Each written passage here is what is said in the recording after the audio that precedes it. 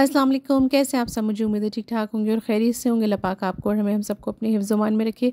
आज आपके लिए लेकर आई हूँ इतने ज़बरदस्त से नाश्ते की रेसिपी, जिसके लिए ना तो आपको आटा गूंदना पड़ेगा और ना ही आपको कोई रोटी या पराठा बेलने की ज़रूरत है। ये सॉफ्ट सॉफ्ट से मज़ेदार से मिक्स वेजिटेबल नान आपके घर में बहुत ही आसानी के साथ बनकर रेडी हो जाएंगे। सुबह में जब टाइम नहीं हो तो जल्दी जल्दी में ये नाश्ता बनाएं और बच्चों को सर्व करें, बहुत मज़े का लगता है। अगर मेरे चैनल पर पहली बार आए हैं तो आपसे हम्बल रिक्वेस्ट है कि सब्सक्राइब कर दीजिएगा चैनल को और बेल नोटिफिकेशन को भी प्रेस कर दीजिएगा, ताकि मेरी हर नई आने वाली वीडियो का नोटिफिकेशन आपको फौरी तौर पर फ्री में मिल जाए।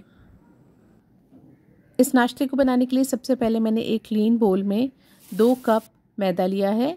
आप चाहें तो 1 कप मैदा 1 कप गेहूं का जो चक्की का आटा होता है वो भी ले सकते हैं, आपकी अपनी मर्ज़ी है।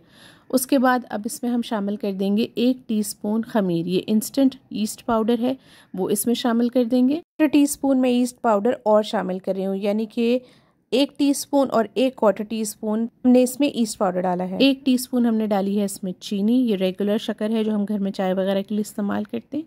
2 टेबलस्पून हम इसमें शामिल करेंगे कुकिंग ऑयल, 1 टेबलस्पून मैंने अभी डाला है और दूसरा मैं दोबारा से ये देखें डाल रही हूँ। 2 टेबलस्पून ऑयल की जगह आप बटर भी ले सकते हैं, बस घी मत लीजिएगा और इसमें ऑयल अच्छा रहेगा क्योंकि इसको हमें सॉफ्ट करना मकसद है। अब हमने यहाँ पर ले लिया है गुनगुना पानी, यानी कि थोड़ा सा नीम गर्म पानी हमने लिया है, बिल्कुल ठंडा पानी या टैप वाटर नहीं होना चाहिए।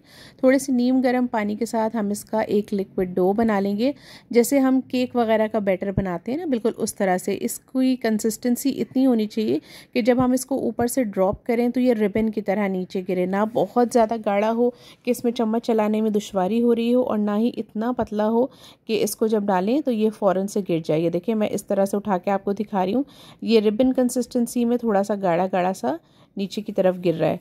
अब हम इसमें शामिल कर देंगे 1 टीस्पून नमक और 1 टीस्पून कुटी हुई लाल मिर्च।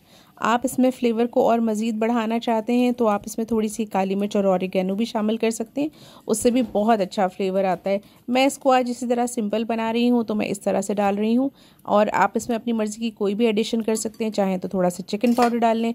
बस जनाब अब ये रेडी हो गया है और इसको देखें मैं इस तरह से चम्मच की मदद से मिक्स करूँगी और अब हम इसको कवर करके तकरीबन 1 घंटे के लिए रूम टेम्परेचर पर रख देंगे।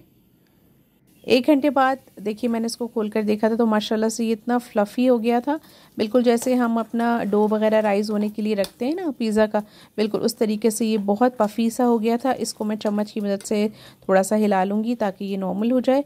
अब इसमें हम अपनी मर्ज़ी की कोई भी वेजिटेबल शामिल कर सकते हैं जो आपको पसंद हो, जो आपके बच्चे शौक़ से खाते हों।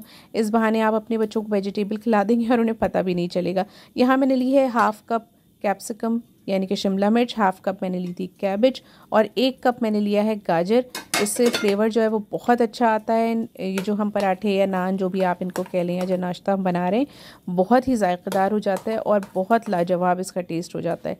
बस इस तरह से हमने अपनी मर्ज़ी की कोई भी वेजिटेबल इसमें शामिल कर दी। 2 मैंने हरी मिर्चें ली हैं और मैं डाल रही हूँ थोड़ा सा इसमें हरा धनिया, और इस तरह से हम इसको भी मिक्स कर लेंगे। ये देखें बस इसको थोड़ा सा हमें मिक्स करना है और इसको हम रख देंगे थोड़ी देर के लिए फ्रिज में, फिर हम इसके पराठे बनाएंगे।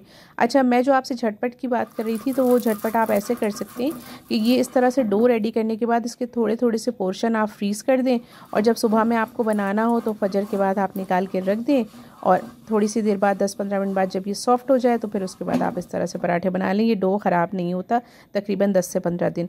अब मैंने एक तवा ले लिया है, नॉर्मल तवा है घर में जो हम पराठे वगैरह बनाने के लिए इस्तेमाल करते हैं, और उसमें मैंने हल्का सा ऑयल ब्रश कर लिया था और ये देखें इस तरह से मैंने एक मेजरिंग कप की मदद से इस पर डो डाला और उसी मेजरिंग कप की मदद से बैग से मैंने इसको फैला लिया। ये क्लिप जो था मेरा कुछ शूट होने से रह गया था तो मैंने इस तरह से आपके साथ पिक्चर शेयर कर लिए। ये देखें इस तरह से हम इसको फैला देंगे और ये ख़ुद ब खुद इस तरह की शेप ले लेगा। इसमें कोई सर्टन शेप नहीं होती, जो जिस तरह से आपका दिल चाहे, आपको पसंद हो उस तरह की आप शेप दे लें। और ये लिक्विड डो है, बहुत आराम से फैल जाती है और स्प्रेड हो जाती है। और 3 से 4 मिनट इसको लगेंगे एक तरफ से कुक होने पे। यहाँ मैं आपको एक टिप देती चलूँ कि जो आपके चूल्हे का फ्लेम है वो तेज़ बिल्कुल भी नहीं होना चाहिए। एक दफ़ा आपका तवा गर्म हो जाए उसके बाद आप चूल्हे के फ्लेम को बिल्कुल लो कर दीजिएगा और लो फ्लेम पे आपको इसको पकाना है जब तक कि ये अच्छी तरह से कुक नहीं हो जाए, वरना क्या होगा ऊपर से इसमें कलर आ जाएगा लेकिन अंदर से ये जब आप इसको तोड़ कर खाएंगे तो कच्चा रह जाएगा, क्योंकि ये जो लिक्विड डो हमने डाला है ये थोड़ा मोटा होगा, क्योंकि हम इसका नान बना रहे हैं तो ये थोड़ा सा मोटा होगा, और अगर आपने इसको अच्छे से कुक नहीं किया तो फिर वो अंदर से कच्चापन इसको आपको फ़ील होगा। बस देखें 3 से 4 मिनट एक तरफ से लगे और 3 से 4 मिनट मुझे दूसरी तरफ से लगेंगे। उसके बाद जब अच्छी तरह से ये कुक हो जाए उसके बाद एक तरफ से, तो फिर आप इसको दूसरी तरफ भी ऑयल लगा लीजिएगा और दूसरी तरफ से भी बहुत अच्छे से सेक लीजिएगा। जब आपको लगे कि अब इसका कच्चापन ख़त्म हो गया तब फिर आप जो चूल्हे का फ्लेम है उसको थोड़ा सा तेज़ करके और अच्छे से इसको उलट पुलट के सेक लीजिएगा ताकि बहुत अच्छा सा कलर आ जाए इनका। और ये देखें कितनी खूबसूरत से माशाल्लाह से ये पराठे या नान लग रहे हैं, बहुत ही अच्छे लग रहे हैं। और आप जब इसको खाया था हमने तो बहुत ही जायकेदार थे माशाल्लाह से, बहुत ही टेम्पटिंग थे। मेरे बच्चे तो उसका कलर देख के इतने खुश हो गए थे, बहुत लाजवाब लग रहा था। और आप देख रहे हैं कि कितने ये सॉफ्ट बने।